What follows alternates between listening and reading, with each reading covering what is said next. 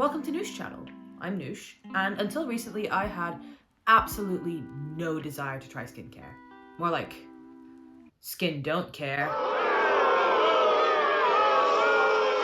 Okay, that's enough. I just didn't believe it actually worked. And then one night my cousin was like, do my skincare with me, and I was like, okay. And then the next day, my skin looked amazing. Was it a coincidence? Almost definitely. Was this because I was using a real face wash for the first time in many years?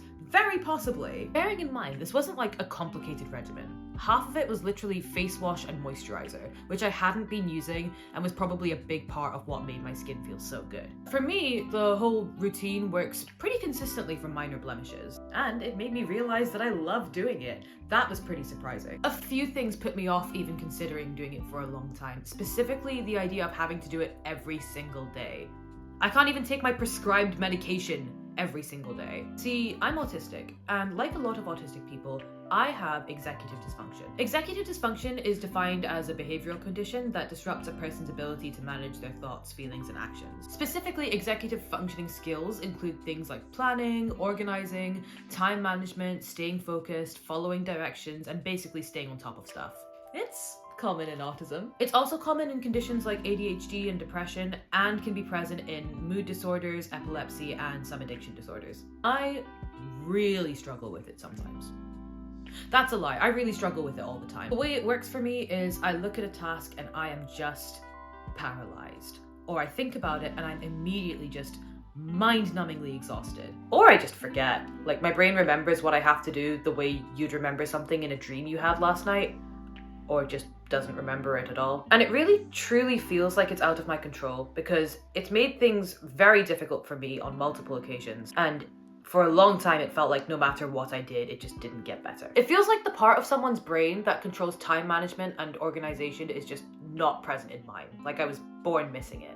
I ended up finding this book. A bunch of neurodivergent people recommended it to me. It's called How to Keep House While Drowning, and it's written by Casey Davis, who is a licensed therapist with ADHD. It's basically a bunch of explanations and tools geared towards people with executive dysfunction to help them keep their space clean. Nothing in terms of organizational tips has really spoken to me like this book has, which really exemplifies the value of accepting the way that your brain works. The sooner you accept your neurodivergence, the sooner you can recognize that many things in a neurotypical society might not work for you, which means you can start finding stuff that does. Acceptance has a lot of tricky layers to it. Like for me, I never struggled with accepting that I'm autistic, but I did really struggle for a long time accepting that there are many things that, no matter how hard I try, I'm probably never going to be able to do as well as a neurotypical person can. Like, I'm always going to try to be better, but I'll probably never be as organized and put together as the average neurotypical, and that is fine.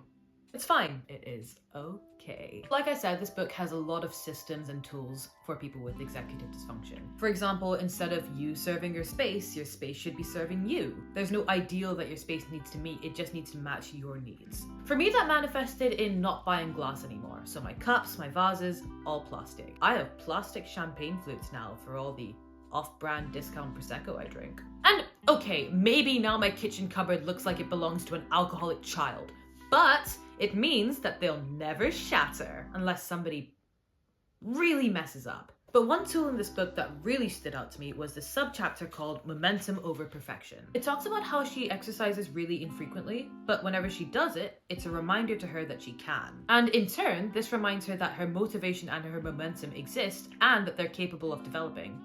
Creating momentum is key because motivation builds motivation. Having a goal of momentum is great because it frees you to start with tasks that actually matter to you. For example, when it was difficult for me to find the motivation to do dishes or laundry, I felt as though that should be the first thing to tackle. But what I did first was start putting slippers next to my bed at night.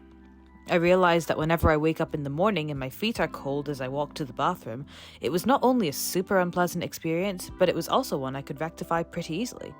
Is it a big deal? No. Is it silly to start with something so superficial when I could just suck it up and do what really matters? I don't think so. When I started putting those slippers next to my bed at night, it made those few morning minutes so pleasant that I actually felt an organic motivation to do it again the next night. You might think being cold for a few minutes in the morning should be a much lower priority than finding a way to get your dishes and laundry done, but motivation builds motivation. We are learning to flex the muscles of motivation and rhythm and ritual. Practicing a care task you directly experience as actual care, like putting a pair of slippers next to your bed at night, can help you get the motivation to do other things as well. At the end of this chapter, she basically asks, what is one thing that you can do for yourself today that you would truly enjoy? The last thing I expected it to be was skincare. Because she's an accessibility queen, Casey describes all the metaphors that she uses in literal terms in the footnotes of her book. So she mentions flexing the muscles of motivation, meaning practicing a skill over and over again until it seems easier. And skincare, this sounds so weird. Skincare allowed me to practice doing something consistently and caring for myself in a sustained way. And those are both things I've been pretty unfamiliar with, because I couldn't stick to routines. I couldn't stay on top of lists of tasks like that. Like, I really struggle with feeding myself. I love food, I love cooking, but the list of things you have to do in order to sustain yourself 3 times a day, what's that meme that's like, why can't I just crack a raw egg into my open mouth and be done with it? But this was weirdly a really good stepping stone. It was an accessible way for me to start doing a low stakes, enjoyable routine every day, and that made me get better at fulfilling other obligations every single day. Because I got to practice consistency and motivation and momentum, and I learned that it was possible in a way that I'd never really been able to train myself to do before. Anyone who struggles with executive function and beauty literacy knows that getting started on this stuff isn't exactly easy. It involves finding out what your skin needs, finding out what the products do, picking the products, picking the brand, doing it cost efficiently because some of these products are really expensive, emotionally preparing to start a new thing, accepting that whatever you invest money into might not even work for you, and potentially having to start the whole process again. Each of these stages, especially if you struggle with executive function, require a lot of time, capacity, and energy. To make things easier, here is what I do, what I use, and why. You can copy it exactly, or change it to suit you, or just listen to me talk about what I put on my face. I use 5 products. The links to all of them are in the description. If you can find any links that aren't Amazon, please use those. And I do this every night. One of the tiny hacks that she has in this book is this thing called permission to start. For example, instead of telling yourself that you're going to make yourself do the dishes now, you decide that you're going to do 1 dish. A skincare routine is actually a great way to practice this because it has a structured order and it has distinct steps. She says that it's better to use a little bit of your energy to do a little bit of the task instead of getting overwhelmed by having to do the whole task and then using none of your energy to do none of the task. Something that she repeatedly reiterates in this book is anything worth doing is worth doing half-assed. It's better to do it a little bit than to not do it at all. If you can't brush your teeth, it's better to use mouthwash than to just let your mouth rot. If you can't vacuum your whole bedroom floor, it's better to vacuum a path from your bed to your door instead of not vacuuming at all. If you can't do the whole skincare routine, it's better to just moisturize or wash your face instead of doing none of it. Honestly, I keep the routine pretty short anyway, so by the time I've washed my face, I'm like, I might as well just do the rest of it. Even if I don't, just moisturizing or just washing my face is better than nothing. It's still technically a 1-step routine. Open the moisturizer, face, close the tub, 3-step routine. Okay, speaking of executive dysfunction, I can't remember the last time I drank water. And I feel awful. I don't know, even though I'm very obviously dehydrated, it was like something in my head was blocking me from getting it.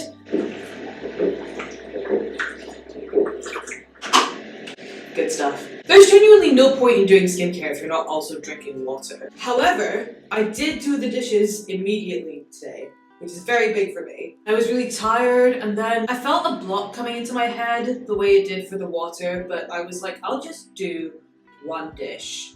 And then I did them all. I can't believe that worked. Whenever somebody gives you advice that feels a little bit too simple to be true, you kind of feel like you're being gaslit or placeboed, but sometimes things that feel absolutely massive have simple answers. Not always, but sometimes. I think especially if you've had issues like depression and you've tried to seek medical advice from them and they've said, download the Headspace app and try taking baths, you're automatically a lot more cynical to simple advice. Which sucks, because sometimes it genuinely really does make a difference. That being said, if you've ever told a depressed person to try yoga and meditation, I hate you. So the first thing that I use is this face wash. It's the Senka Perfect Whip. I think the beauty foam label on it personally is a little bit cringe, but my god, does this stuff bang. You only need a tiny bit, which really adds to the cost efficiency, and it's the first face wash I've ever tried that doesn't immediately dry my skin out. So, stuff that deters me from washing my face is sensory issues and spatial awareness. Sensory issues are when physical sensations feel way more intense to you than they would to an average person. And they're an extremely common, in fact, probably fundamental symptom of autism. Spatial awareness, on the other hand, is not having a good idea of where things are in relation to you and your body.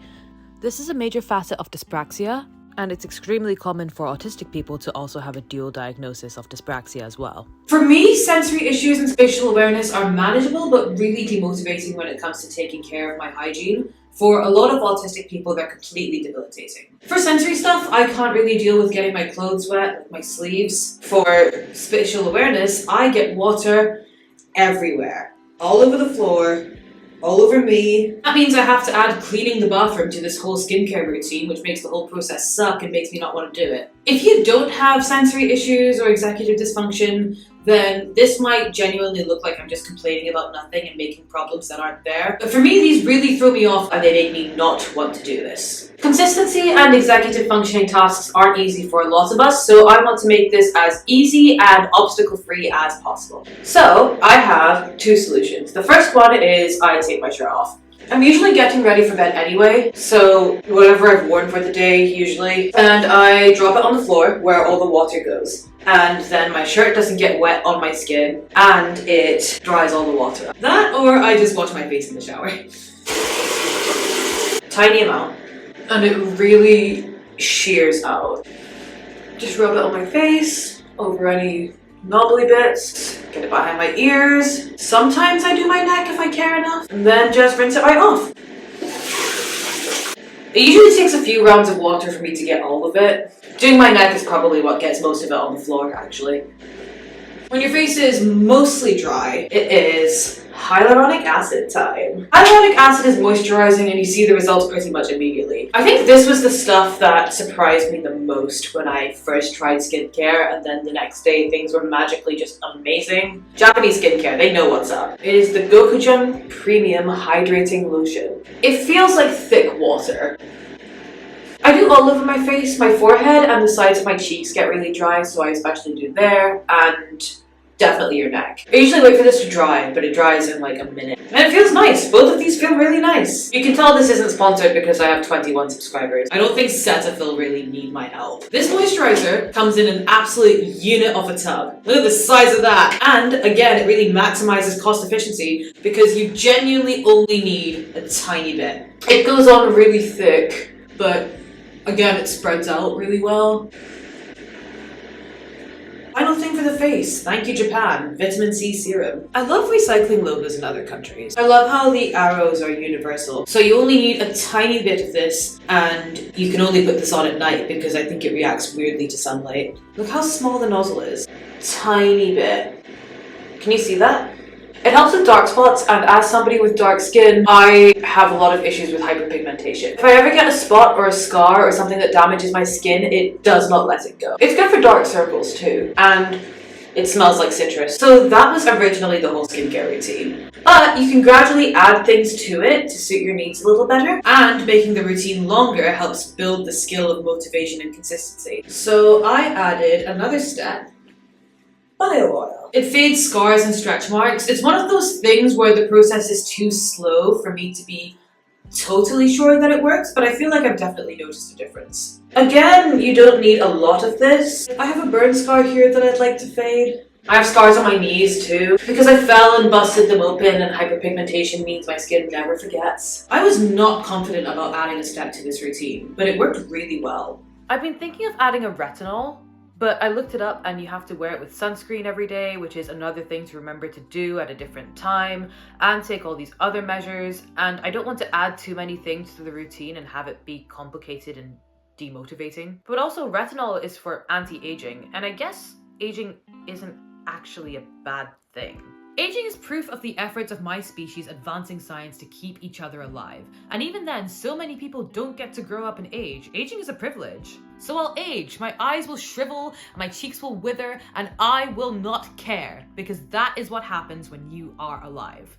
But maybe in 10 years I'll look way worse than all the 30-somethings who've been religiously using retinol and changed my mind. Who knows? Point is, choosing not to add a retinol keeps the routine working for me. The complexity will throw me off, so I don't do it. And that keeps the routine serving me instead of me constantly working to serve the routine. In her incredible video about self-care being tied to products, Cara Nicole asked the question, do we think trying to buy our way into a better self is ever justified? Casey told a story about adopting an injured cat, and I didn't really get it, but luckily for my autistic gremlin brain, she had a footnote with a literal interpretation at the bottom of the page. You do not have to wait to care about your body to care for your body. In fact, caring for your body can often cause you to start liking it more.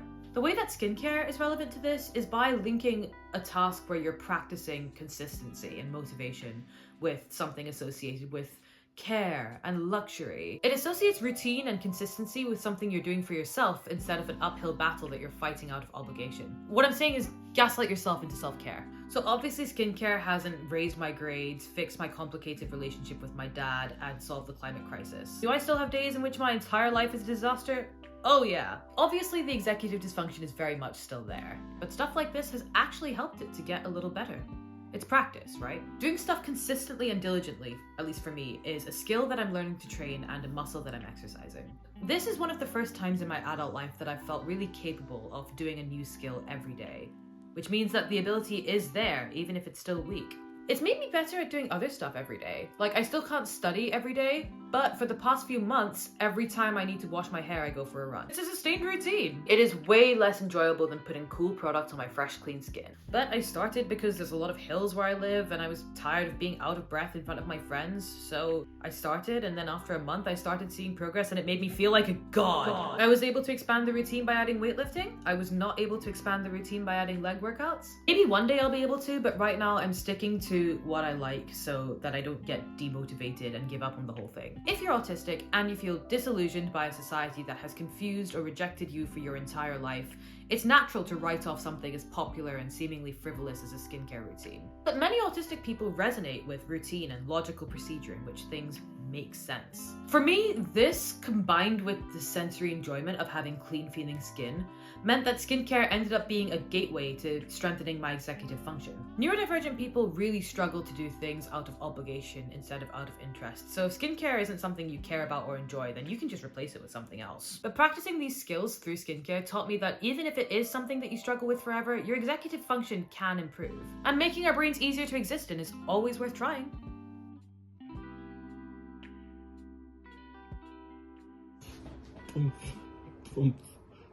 Why are you hitting me against the wall?